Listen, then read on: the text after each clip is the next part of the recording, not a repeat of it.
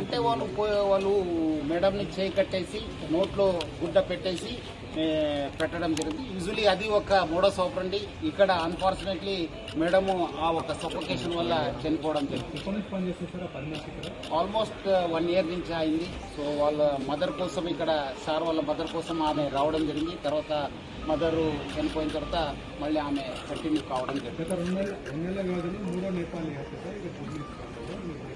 అందుకు నేను ప్రజలందరూ కూడా మనం ఇంటికి వెళ్ళి ప్రచారం చేయడం జరుగుతుంది.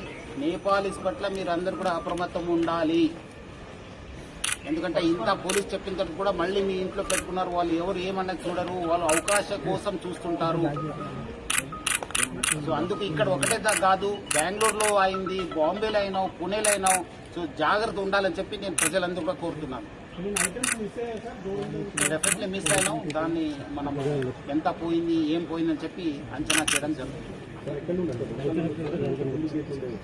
ఇక్కడ నుంచి వచ్చారు, సైడ్ గేట్ ఉంది కదా, పార్క్ గేట్ నుంచి రావడం జరిగింది.